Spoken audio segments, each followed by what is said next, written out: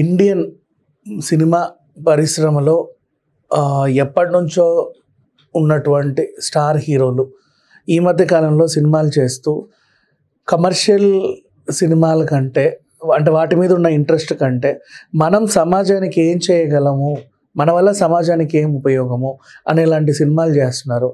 అదే కోవకి ఇప్పుడు బాలీవుడ్లో మన సల్మాన్ ఖాన్ గారు కానీ, షారూఖ్ ఖాన్ గారు కానీ, అమీర్ ఖాన్ గారు కానీ, most important person Akshay Kumar గారు కానీ, అమితాబ్ బచ్చన్ గారు కానీ, బాలీవుడ్ వాళ్ళు ఎప్పుడో అంటే సీనియర్ హీరోలు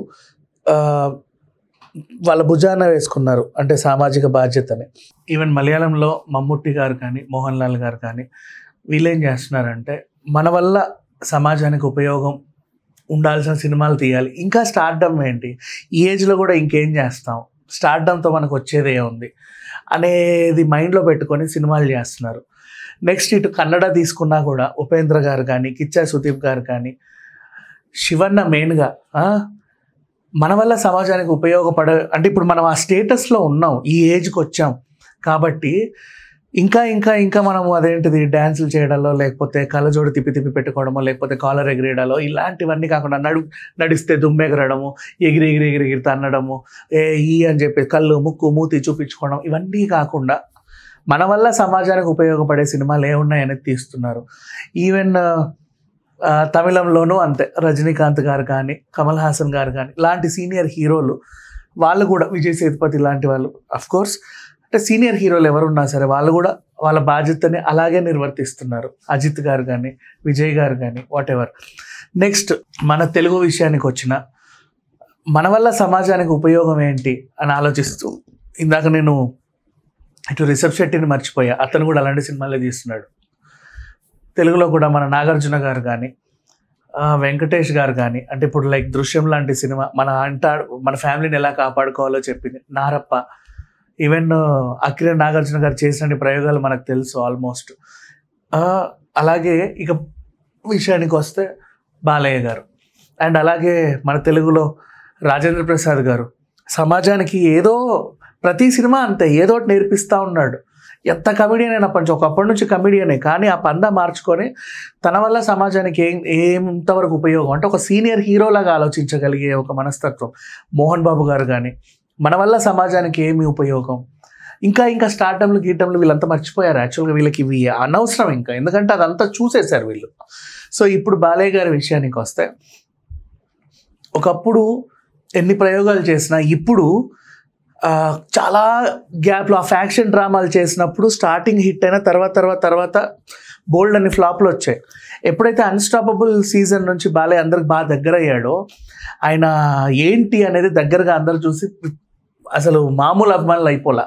చిన్నపిల్లల దగ్గర నుంచి పెద్దవాళ్ళ దగ్గరికి అందరికీ హాట్ ఫేవరెట్ అయిపోయాడు. తన మీద ఉన్న నెగిటివ్స్ని కూడా పాజిటివ్ చేసుకొని మరి బ్రాండ్ ప్రమోషన్లు ఇతర కార్యక్రమాలు చేస్తూ ఉన్నాడు. హిందూపూర్ ఎమ్మెల్యే లాగా బాధ్యతలు నిర్వహిస్తా, ఇంకోవైపు బసవతారకంలో చైర్మన్గా వ్యవహరిస్తా, బోల్డ్ అని ఉచిత ఆపరేషన్లు చేస్తా, క్యాన్సర్ ఆపరేషన్లు.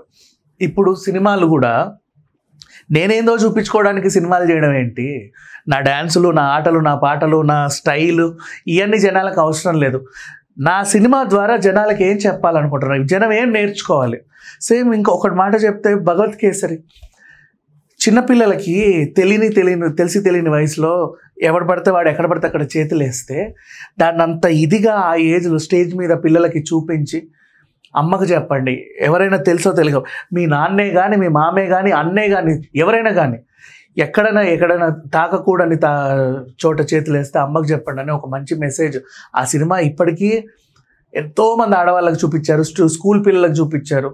టీచర్స్ అంటే కొన్ని తల్లిదండ్రులు చెప్పలేరు, టీచర్స్ నేర్పలేరు, ఇబ్బందికరంగా ఉండేవి కొన్ని ఉంటాయి. అట్లాంటివి ఎప్పుడైనా ఇట్లాంటి మంచి సినిమాలో పెద్ద స్టార్ హీరో లాంటి వాళ్ళు చెప్పినప్పుడు ఖచ్చితంగా అట్లీస్ట్ చూపించగలిగితే వాళ్ళు నేర్చుకుంటారు. ఇప్పుడు కూడా నిన్న ముంబైలో ఒక పెద్ద ఈవెంట్ జరిగింది, అఖండ తాండవానికి సంబంధించినటువంటి సాంగ్. అన్యాయాన్ని ఎదిరించడం, ధర్మాన్ని కాపాడడం, సత్యం పలకడం లాంటి అంశాలే మన సనాతన ధర్మం. ఇది ఈ తరం పిల్లలకు నేర్పండి అని ఆ ఈవెంట్ ద్వారా ఆల్మోస్ట్ అందరికీ రిక్వెస్ట్ చేశాడు. ఇతను రిక్వెస్ట్ చేశాడు అంటే సినిమాలో ఏదో ఉందనే కదా అర్థం. సో బాలయ్య ఇప్పుడు అఖండ తాండవం ద్వారా కూడా సమాజానికి ఒక గొప్ప మెసేజ్ ఇద్దాం అనుకుంటున్నాడు. మన సనాతన ధర్మం అంటే ఏంటో జనాలకి నేర్పిద్దాం అనుకున్నాడు. చిన్నపిల్లల నుంచి పెద్దవాళ్ళ వరకు అందరికీ ఈ సినిమా చూపిస్తే సనాతన ధర్మాన్ని బోల్డ్ ఎంతమంది బోల్డ్ అని వ్యాఖ్యలు చేస్తారు, వాటి మీద స్టాండ్ తీసుకున్నామని చెప్పి ప్రదర్శించుకుంటారు. కానీ ఇలా డెడికేటెడ్గా సినిమా తీసి జనాల్ని ఎడ్యుకేట్ చేయాలనుకోవడం నిజంగా గ్రేట్. అంటే నేనేదో మెసేజ్ ఇద్దామని సినిమా తీస్తున్నాను, అది సినిమా హిట్ అవుతుందో ఫ్లాప్ అవుతుందో నాకు అనవసరం, కమర్షియల్గా మేమేం తీయట్లా, జస్ట్ ఒక మంచి అంశాన్ని జనాలకు చూపిద్దాం అనుకుంటున్నాం అనేది ఆయన తాపత్రయం. నెక్స్ట్ తను బోయపాటి గారి కాంబినేషన్లో బోల్డ్ అని హిట్లు వచ్చాయి, తమన్ కాంబినేషన్లో బోల్డ్ అని హిట్లు వచ్చాయి, ఈ ముగ్గురు కాంబినేషన్లోనూ బోల్డ్ అని హిట్లు వచ్చాయి. అదే పందాలో ఇప్పుడు ఈ సినిమా కూడా ఉండబోతుంది. తాండవం సాంగ్ ఆల్రెడీ చాలా పెద్ద హిట్, ఇంకా వింటూనే ఉన్నారు. అండ్ తాండవం సాంగ్ గురించి పక్కన పెట్టేస్తే ఇచ్చిన మెసేజ్ని పట్టించుకోవాలి. ఈ సినిమా డిసెంబర్లోనే వస్తుందని ఆల్మోస్ట్ అందరూ అనుకుంటున్నారు, సంక్రాంతికి జరుగుతుందని ఊహాగానాలు వ్యక్తం చేస్తున్నారు. అదేం నమ్మాల్సిన అవసరం లేదు. అనుకున్న టైంకి అనుకున్నట్టుగా సినిమా రిలీజ్ అయ్యే అవకాశం అయితే ఉంది. అండ్ చెప్పినట్టుగానే నిజంగా మీరు చిన్నపిల్లల నుంచి పెద్దవాళ్ళ వరకు తీసుకెళ్తే I feel you will be satisfied. అంతే, కొన్ని విషయాలు మనం నేర్పలేకపోయినా ఇలాంటి సినిమా రూపంలో వచ్చినప్పుడైనా సరే 10 మందికి చెబితే వాళ్ళు కూడా ఎడ్యుకేట్ అవుతారు. Thank you so much.